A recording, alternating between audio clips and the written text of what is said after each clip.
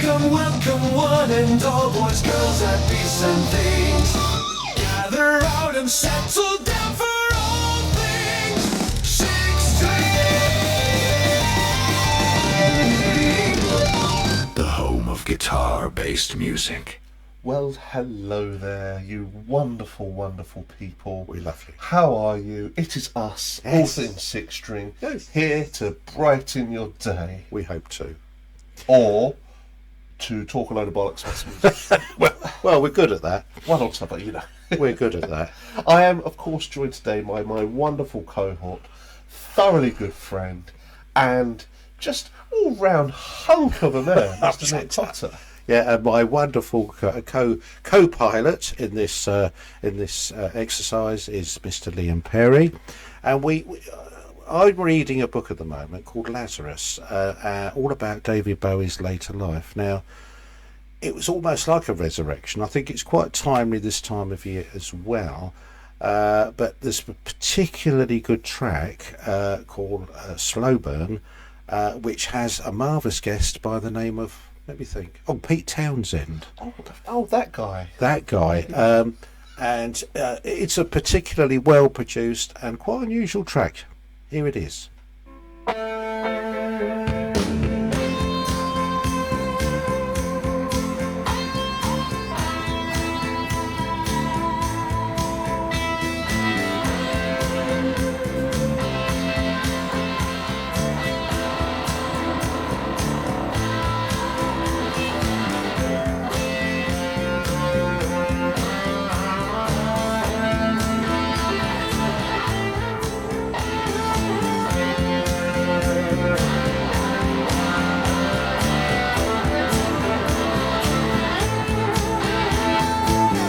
Shall we live in this terrible town where the price for our eyes shall squeeze them tight like a fist? It's just an unmistakably phenomenal voice, isn't it? He's almost nonchalant the way he sings. It's effortless, and you know who it is immediately, obviously. But the writing is very clever. He never changed the way he did it. He basically put a load of cuttings on the table and put them all together in some sort of jingly jangly way, and he comes up with these fantastic tracks.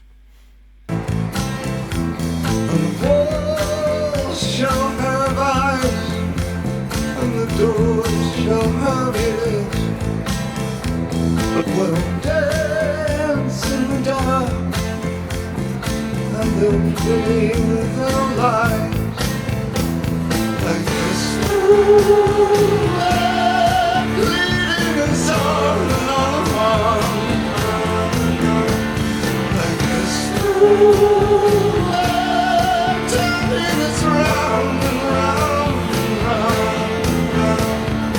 Oh, who are we? So small in times such as these. Slow burn.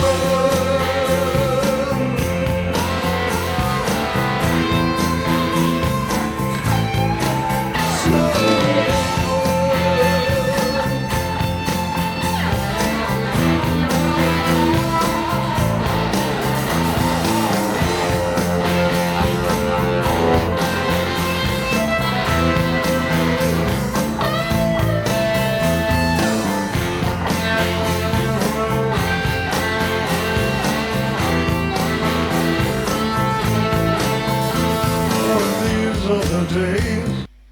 I love the fact that it's never a genre you can put your finger on. It's just David Bowie. Yeah, And he always was. has been. Yeah, he's just a one-off, a total break the mould sort of person. I mean, I followed him forever, but mostly because of the band he had with him. He had Reeves Gabrels was his original guitarist, and then Earl Slick. But he's had these guests come onto this album, and I find them particularly good. He went into a new creative stage in his life, and it's very interesting. It's good stuff. It deeply upsets me when you hear music like this, purely because there's no songwriters like this anymore. No. He was a boundary pusher in every sense of the word, and he's greatly missed to this day. People play his music all the time, obviously, but a big miss for music. But with this steady decline in pop music that we have, I don't know where the next Bowie is, or the next Elton John, There won't be. or the next Prince. No.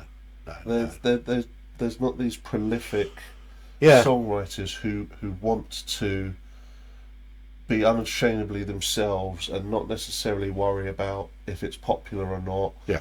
or if people get it. Yeah. And Yeah. that's the only way we get better music, is by people who just like, no, I know what I want to do. He was, especially later in his later life, he was pushed to one side almost. People weren't really interested in what he was talking about, what he wanted to do. But no, he stuck to his guns, principle, and he went for it. And really, there's some of this stuff is fantastic. It needs to be heard more. These are the strangest of all. These are the nights. These are the darkest of all. But who knows? Echoes and turning halls. Who knows? Though the years slay them all. Like this moonlight leading us on and on and on. Like this moonlight turning us round and round and upside down. There's fear overhead. There's fear all around. So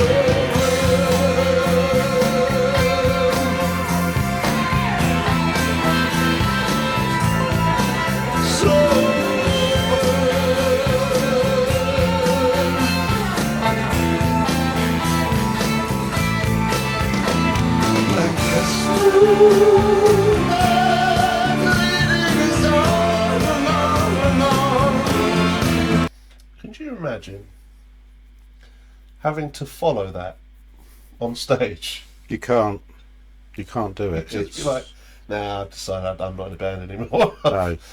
What I'd suggest, if you don't know a lot of Bowie, is if you watch the Glastonbury concert that he did, 2000, please try and watch that. It is a fantastic, Proper showcase. an absolute showcase, and it sort of, it proved the legend he was. Absolutely fantastic stuff. You want to watch it. It's good stuff.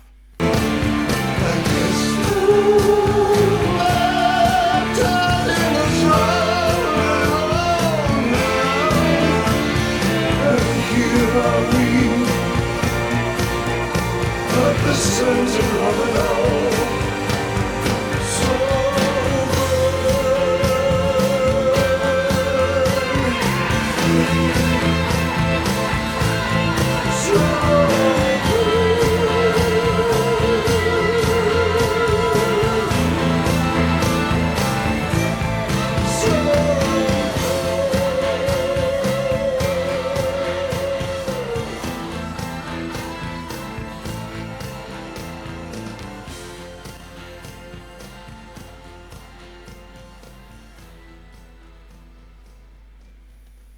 Great track. Now, the good thing of working with someone like Nick on this show is there's very little in the way of friction. We're pretty much like-minded and have very, very similar tastes. The strongest it will ever get is, maybe I don't fancy that this week, when Nick goes, oh, you want to do some about it? Yep. No hesitation, of course, yes. Thank you. Yes, I would. And I tell you what, that was a treat. Thank you, Nick. I'm here to please whoever I can, but I mean, at the end of the day, we want to know from you as well. Please tell us if you like that track, if you want more of it. I love a lot of Bowie. He's had some great musicians with him, but Good stuff it was. This is why this channel works. You know, at the end of the day, I listen to all the shouty stuff and can sort of wade in from that point of view. But the stuff this dude knows, there's no one else that has this knowledge, that has this encyclopedic. No, I mean, we just tried to do a Jimi Hendrix, and he's asked for the most obscure fucking I'm sorry track. about Like, that. you know, it had to be a live version that was recorded on a soggy Wednesday. No, not that one. It had to be the one that was recorded on the left-hand side of the stage. In a shed. It's just the man knows everything. It's ridiculous. I'm upset. I am obsessed. There's a lot of us out there, aren't there? But I really go down rabbit holes and I dig deep. But I really enjoy it. Absolutely. Well, get down in those comments. Yeah. Give that man the props he deserves. Let us know what other Bowie tracks you want. Please. Or just ask, Nick, dip into the old Yeah. treasure chest. Yes. You'll come up with some gold, I promise you that. Until we see you all again, Keep it turned up to 11. keep on rocking.